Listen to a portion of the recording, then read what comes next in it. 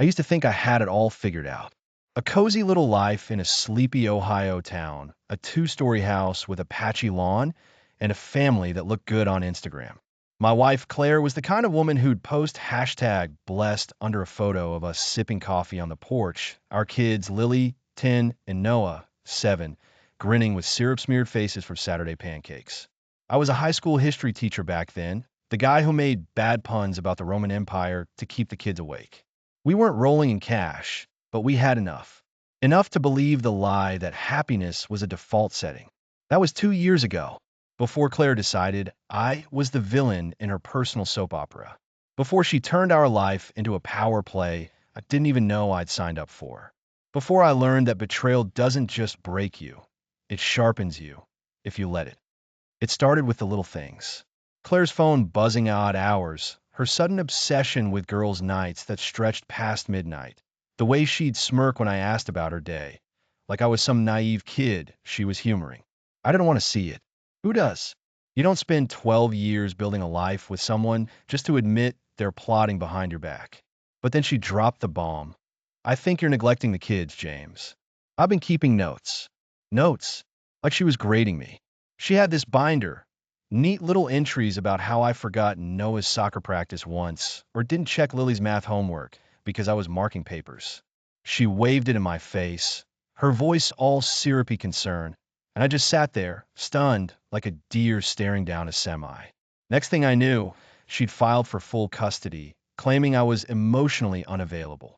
She had photos, staged shots of the kids looking miserable while I was on my laptop, and a forged CPS report she swore came from a concerned neighbor. The neighbor?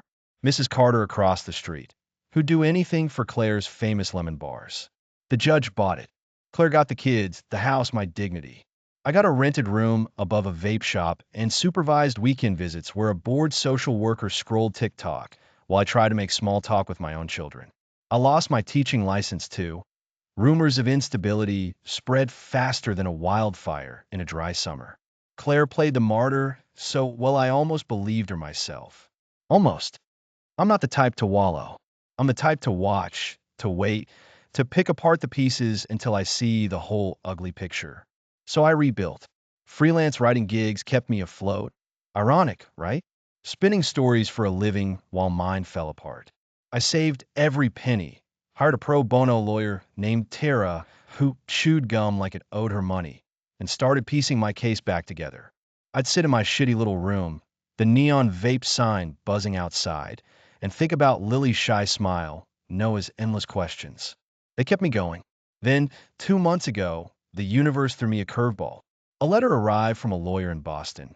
My great-aunt Edith, a recluse I'd met once at a family reunion, had died and left me $30 million. No kidding. Turns out she'd been sitting on a fortune from some tech stock boom in the 90s. I laughed when I read it, cackled, really, until the guy downstairs banged on his ceiling with a broom. I paid off my debts, hired Tara full-time, and set up trust fund for the kids. I even started a little project, the Phoenix Fund, cash for single parents screwed over by the system. Felt good to stick it to the Claires of the world. Of course, Claire sniffed it out. She always had a nose for money, like a shark scenting blood.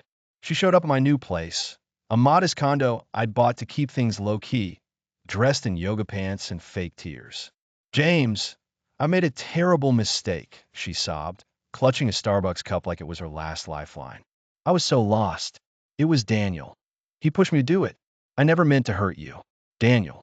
Her new guy. A gym bro realtor with a spray tan and a Tesla he couldn't afford. She spun this tale about how he'd convinced her it was a deadbeat, how he'd masterminded the custody grab so they could play happy family. Now he'd abandoned her, and she was broke, desperate, ready to fix us. I leaned against the doorframe, arms crossed, letting her ramble. Then came the kicker. I heard about the inheritance. I deserve half, James. We're still legally tied. You never signed the final divorce papers.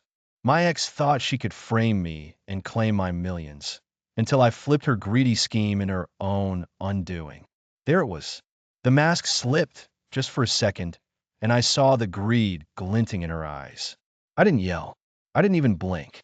I'll think about it, I said, voice flat as a dead battery, and shut the door. Inside, I was already plotting. Tara whistled when I told her. She's got balls, I'll give her that. If she can prove you were still married when Edith croaked, she might have a shot. She cracked her gum. We need dirt. Deep dirt. So I hired a PI named Vince, a wiry guy who smelled like cigarettes and regret. He dug like a mole on speed. What he found? Gold. Daniel's new wife, Claire, had a rap sheet. Fraud, identity theft, a stint in county jail she'd buried under a fake name. Better yet, Vince pulled emails from Daniel's phone, hacked through some shady app he wouldn't explain, where Claire and Daniel laid out the whole plan. James is clueless, she'd written. We'll bleed him dry once the kids are ours. There were selfies, too, the two of them grinning over margaritas while I was losing my mind in court. Claire didn't wait long. A week later, I got served. Lawsuit for half the inheritance, plus back child support she claimed I dodged. She was ballsy, I'll give her that. I didn't respond. Instead, I texted her. Asterisk coffee? Nutriground. Let's talk. Asterisk, she agreed, probably thinking she'd charm me in a folding. We met at a diner downtown. She fidgeted with her cup, avoiding my stare, her nails chipped from biting them. Drop this, Claire, I said, calm as a priest at confession. Walk away, and I won't bury you with what I've got. She laughed, brittle fake like a cracked windshield. You've got nothing, James. You're bluffing. I slid a folder across the table. Copies of the emails, Daniel's wife's mugshot, an affidavit from Vince about how he'd tracked their little scheme. Her face went white as printer paper, but she didn't fold. I'll say you faked it. No one will buy your sob story. Game on. The courtroom was a circus.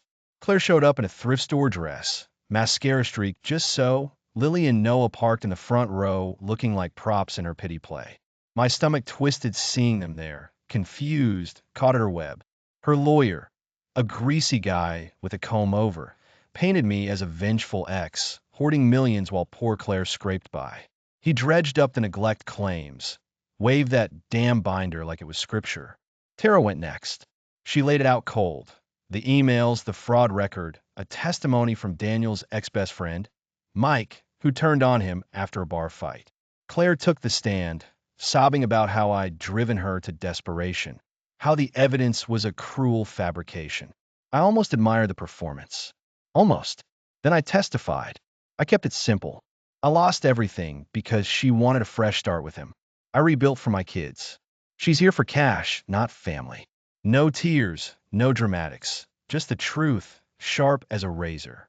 The knockout punch? Tara played a recording Vince had snagged. Claire and Daniel on speakerphone, her laughing about how James will never see it coming, how they'd use the money to ditch this dump town. The judge's face hardened. Claire's lawyer sputtered objections, but it was over. Lawsuit dismissed. Custody case reopened. Claire hit with my legal fees. She cornered me outside, eyes blazing. You think you've won? I'll keep fighting. I just smiled, thin and cold. Try it. She did. Appeals, petty motions, even tried turning the kids against me with sob stories about how daddy's greedy. But I was ready. The custody hearing was the end game. I showed up with a plan. Stable condo, good schools, my sister Jen stepping in for backup. The trust fund sealed it. Proof I cared about their future, not just my ego. Claire rolled in with Daniel. Both of them smug until Tara dropped the rest. His shady deals, her disappearing cash from some side hustle. The judge didn't blink. Full custody to me. Claire got supervised visits, pending therapy she'll never do. The kids moved in last month. It's messy, Lily's quiet, Noah's mad, but we're working it. They're starting to talk about Claire's lies, how she'd guilt them into picking sides. It stings, but it's progress. Claire? Daniel ditched her after the ruling. Shocker. And she's crashing with her cousin in Indiana. No more appeals. She's out of moves. Me? I'm good. The Phoenix Fund's growing. Hundreds of parents getting a lifeline. I run it from home, sipping coffee while Noah builds Lego forts. The $30 millions a tool, not a trophy. Claire wanted to break me, but she built me instead. Funny how that works. I don't gloat, I just live. And that's victory enough.